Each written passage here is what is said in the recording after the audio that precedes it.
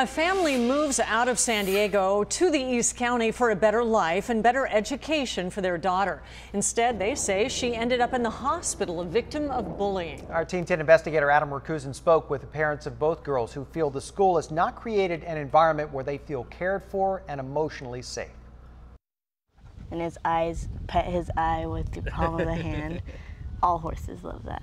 Out in the stables with her horse, this is Sienna Cano's happy spot. Good boy. Training Fabio helps teach discipline. Sienna's dad, Raul, says it also teaches how to remain calm in stressful situations. You can't get too aggressive, can't get too lax. You just have to stay calm the whole time.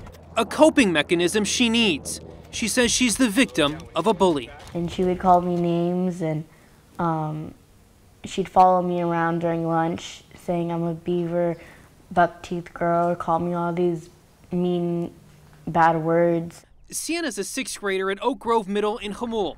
She says the girl she's having issues with used to be one of her friends. But in December, things changed, and the name-calling began.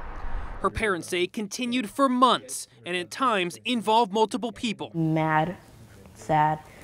I mean, I almost cried, but I kept it in because then I would just get made fun of more. At one point, emotions boiled over. Things got physical, and both girls got suspended from school. It got to a point that the bullying continued where my daughter came home and she's just crying and said, I don't want to go back to school anymore. And I said, why? What's going on? Then this. And she says, I feel like killing myself. And that's where I blew up. I was like, no, this ain't happening. I'm not allowing my daughter to do this. Raul says they communicated with the district at least a dozen times since December, in person and through email, asking for a guarantee Sienna would be safe.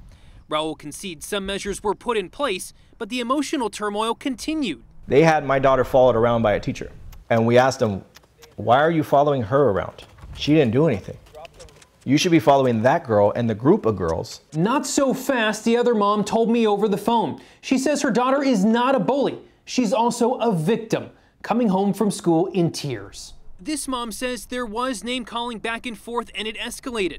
But instead of solving the problem, the school created a negative environment when the girls were separated and friends had to choose sides. She told me the school district needs to change its policy.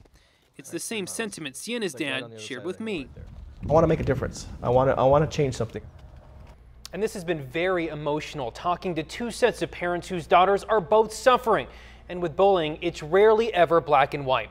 The school district did issue a statement that said, in part, whenever we receive a report of bullying, we respond swiftly to ensure all students are safe physically and emotionally.